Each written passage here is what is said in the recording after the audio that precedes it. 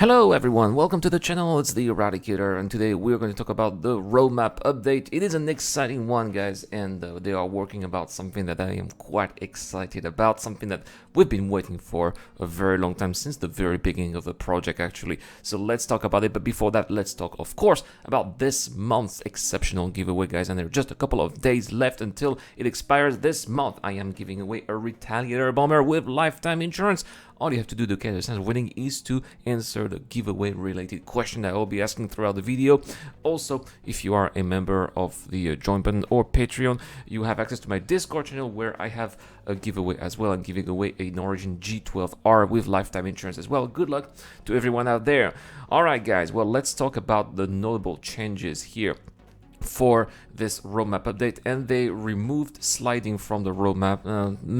I think that's that's not really a priority in my opinion, but that sucks because it means that this is probably something that's going to be in Squadron 42 as well, and it means that maybe Squadron 42 is getting further delayed, right? Not just because of sliding, but it means that it's obviously coming not this year. We knew that, maybe not even in 2022. I guess we'll see where it's done when it's done. But they have added two things on the roadmap.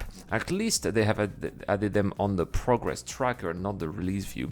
And we have the small home outpost rundown, which is not the same as the colonial one. It's another type of home. Maybe it is, I would say, not as fancy as the colonial one here. A rundown version of the small home for AI to live and shelter in. They consist of a central hub and a few optional internal and external modules, and basically the same as the one. But the next one that was added, and this one is really the exciting one, guys. In my opinion, this is going to mark the very beginning of death of a spaceman, and it is going to be the actor status tier 2, which is going to add hygiene NPC status tracking. That means that we are also going to see how NPCs are going to feel. What is going to affect us as a player is also going to affect the NPCs, meaning that the NPCs will also have to take care of their hygiene. The NPCs will also have to eat, drink, and that means that we're going to be one step closer to being on the same foot of equality between NPCs and players, and I cannot wait for that. Multiple byte DNA integrity, meaning that when you die, something that we've been talking about for a long time around Star Citizen, when you die, your DNA slowly degenerates until you eventually die. Medical insurance, cybernetic limbs, and cloning, which is what's going to happen. We know if you die and nobody picks you up if you're in a bad state, right? Well, you are eventually going to lose a life and you are going to have to be cloned. This is coming up according to the progress tracker. This will come by the end of this year, hopefully by Q4. Now let's talk about the release view. And regarding 3.13, we've had a couple of delays, which in my opinion are not so important. They are related to missiles. They say that because of the priority that was placed on the Geno threat event, they were not able to complete the following items: missile operator and missile guidance and control rework. That's fine.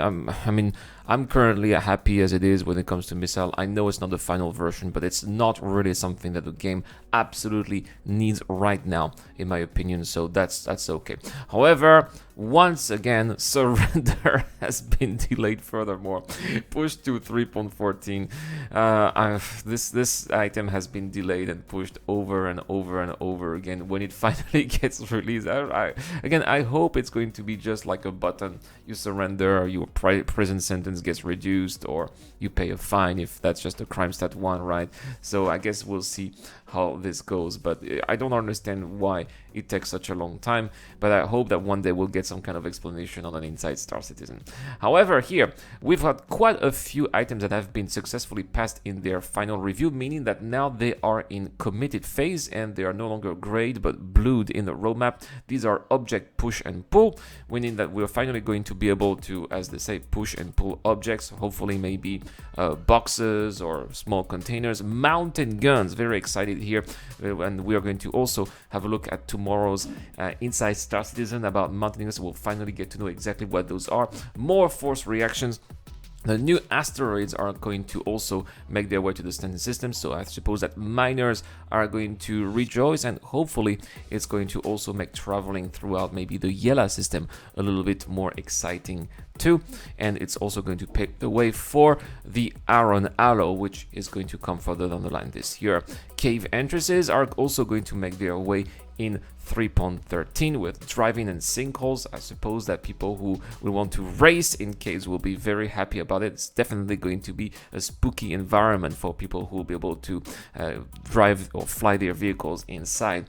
They've also added the non-commercial overlays to refinery stations. This one is kind of a vehicle visual degradation, which we saw in Inside Star Citizen, meaning that wherever you are going to go, every situation that you are going to encounter, every situation you're going to go in, combat situations, storm situations, it's going to reflect on your ship and will have vehicle names and serial numbers. That is also very interesting, and this is going to be the giveaway question here. Do you have any idea of what you are going to name your ship after? You don't necessarily need to give the actual name, because if maybe you want to you don't want people to steal your ships. And as far as I'm concerned, I'm going to name my ship after Breton cities, which is what I did in Elite Dangerous. I'm going to do the same in Star Citizen as well, and I'm going to also name them in Breton language as well. But if you have any idea, let me know in the comments down below. Alright guys, well that's pretty much it. They've also added, I forgot, they've also added 3 cards here, so mining sub-components in case there are not enough sub-components. They are going to add more components to make mining easier, faster, and give more boost. The shield effects V2 that we saw in Inside Star Citizen and we saw also on the Idris and Javelin are going to make their way in Star Citizen of 3.13. Is it going to be for all the ships? They don't really say here in the descriptions. Let's hope so, because it looks really cool and it's going to significantly improve performance as well. And last but not least, the UI reputation that we also saw 2 weeks ago in the last spring report. We have a quick look at it. Is going to 3.13. That is also a surprise. This feature will give players insight into their reputation with the important NPCs and organization they have interacted with. This will also include a total list of reputation ranks, including those that have been completed and those they are actively working on. That is going to make our life so much easier to figure out what is going on with us and what we're and our reputation or status with what is around us in the verse. I cannot wait to see that. And as I said before in many other videos, I hope that it's going to be similar than what we had in the old Freelancer game back in 2003. Hopefully, obviously in a more revamped, reworked and modern way for sure. And that is all for this video, guys. Thank you so much for watching. Have a wonderful day. I'll see you guys tomorrow for a live stream. We'll be, of course, reviewing the latest episode of Inside Star Citizen. This is the Eradicator. I'll see you guys later.